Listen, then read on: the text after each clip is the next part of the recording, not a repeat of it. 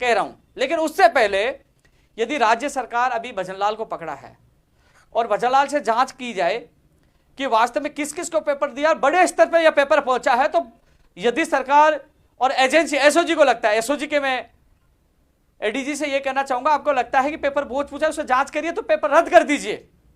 50,000 वाले मुझे गाड़ी दे लेंगे, कोई दिक्कत नहीं। यदि पेपर बड़े स्तर पर पूछा तो रद्द कर दीजिए, मैं रद्द के भी समर्थन में हूं। सीबीआई को जांच दे दीजिए, इसके भी समर्थन में हूं, दे दीजिए सीबीआई को। मैं खुला कह रहा हूं, मैंने तो अनशन भी किया था लेकिन लोग नहीं आए, घर बैठे रहे।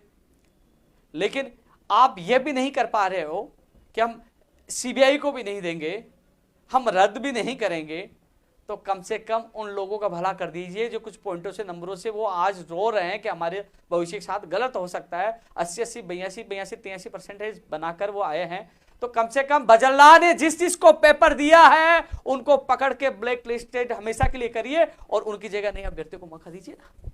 नए अभ्यर्थियों को मौका मिलेगा, उनको बाहर करिए।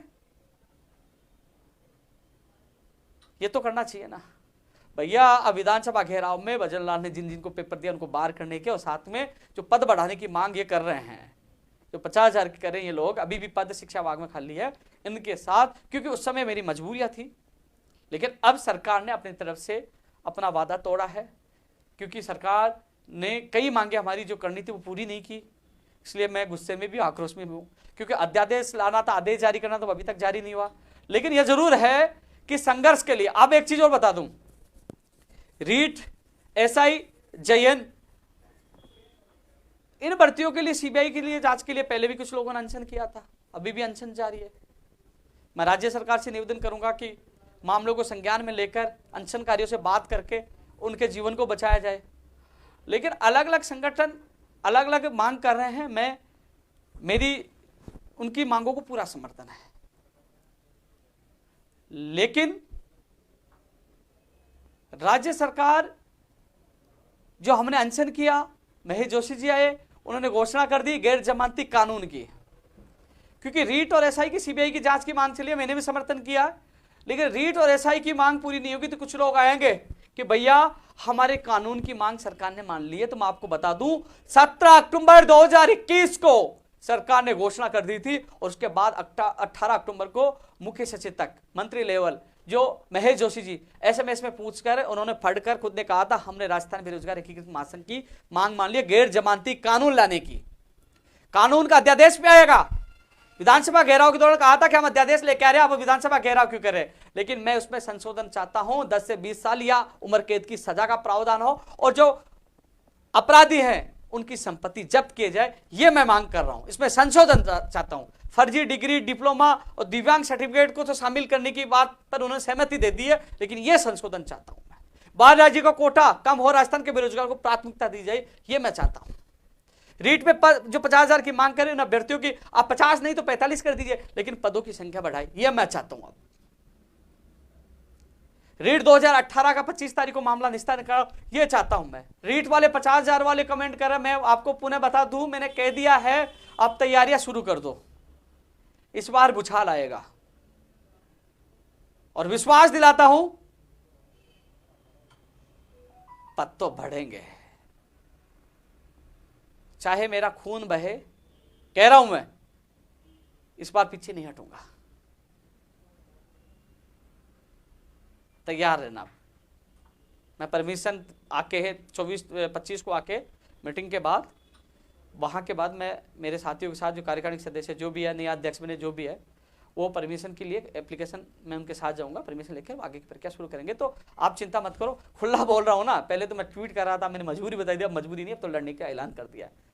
और अच्छा काम कर रहे हो, क्योंकि सरकार सीबीआई की जांच करवाए, और सीबीआई की जांच नहीं करा रही है।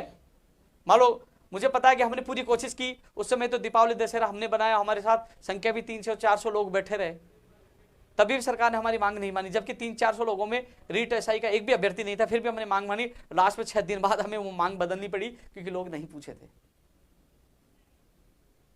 लेकिन जो हालात गंभीर बने हैं, तो कम से कम भजनलाल पकड़ा तो उन लोगों को बाहर करना चाहिए और पदों की संख्या बढ़ानी चाहिए। उन युवा साथियों को कहना चाहता हूं कि आप तैयारी में जुट जाए। हालांकि कई लोग क्योंकि मैं आपके पक्ष में बोल गया तो कई लोग गाली देने लग जाएंगे। देखो उपेंद्र यादव तो इसलिए कह रहा है कि सीबीआई की मांग चल रही है ना, इसलिए पद बढ़ाने की मांग कर रहा है। उपेंद्र यादव की मांग नहीं है, इन लोगों की पीड़ा देखते हुए मैं मांग कर रहा हूं, जो कभी सुभाष गर्ग के बंगले पे बैठे हैं, कभी यहाँ 2 महीने तक 3 महीने तक यहाँ बैठे रहे, कभी कॉल करते हैं, मैसेज करते हैं, कई मैंने बहनों को रोते हुए देखा, कई लोगों को मैसेज आए ट्विटर पे, देखो हम आत्महत्या कर लेंगे। इन सबकी पीड़ा देखते हुए मेरा निजी कोई फायदा नहीं है, इनकी पीड़ा, इनको दर्द को देखते, ये पेपर लेने वाले नहीं है, ये पेपर लेने वाले होते ना, ये पेपर माफिया होते ना, तो ये पद बढ़ाने की मांग नहीं करते। ये असली वो तैयारी करने वाले अभ्यर्थी है, तो इनकी पीड़ा मैं समझ रहा हूं, इसलिए इनका समर्थन कर रहा हूं। समर्थन क्या, इनकी आवाज भी उठाऊंगा और उनको न्याय भी दिलाऊंगा।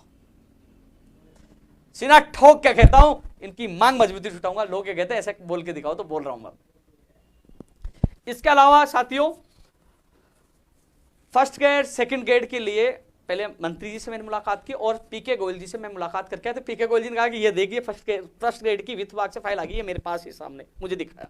और सेकंड ग्रेड की बोले कि 1-2 दिन पहले आ गई थी। संस्कृत के पदों का वर्गीकरण के लिए थोड़ा सा अटका पड़ा है और हम अगले वीक में निदेशक महोदय जी को भेज देंगे और फिर वो अभ्यर्थना आरपीसी को भेज देंगे। तो कुल मिलाकर साथियों, फरवरी, मार्च और अप्रैल, फरवरी, मार्च और अप्रैल 3 महीने महत्वपूर्ण है, जिसमें शिक्षा विभाग, चिकित्सा विभाग, अन्य विभाग, चाहे वो कनिष्ठ अनुदेशक हो, चाहे वो सूचना सहायक हो, चाहे जूनियर अकाउंटेंट हो, चाहे प्रोग्रामर की हो, चाहे वो रेडियोग्राफर लैब टेक्नीशियन हो, चाहे वो नर्सिंग भर्ती हो और चाहे वो दंत चिकित्सक हो, नेत्र सहायक हो, कई भर्तियों की विज्ञप्तियां जारी होंगी। आने वाले वीक में पटवारी भर्ती का परिणाम जारी हो जाएगा। मैंने कहा पदों की संख्या बढ़ेगी, वही हुआ ना, लोग कॉपी पेस्ट कर रहे थे, लेकिन मैंने लाइव में आप लोगों को बताया था। ग्राम सेवक में जो पदों की संख्या 1500, कई लोगों ने 1000 बताई थी, मैंने 1500 बताया था, अब वो भी 1500 पे आ गए।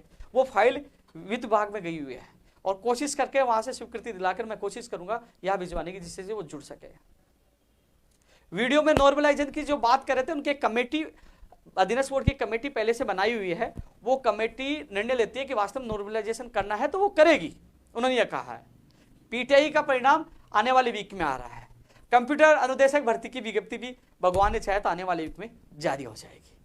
JN डिग्री का परिणाम भी इस महीने के लिए उन्होंने कहा है, इंतजार करो, ये वीक भी आपके लिए खुशखबरी लेके आए, लगातार आप लोगों के लिए प्रयास कर रहा हूं। अब जो भर्ती परीक्षाओं का कैलेंडर, 11 से 12 भर्ती परीक्षाओं का कैलेंडर, जिसमें परीक्षा तिथि का संभावित महीना जारी होगा।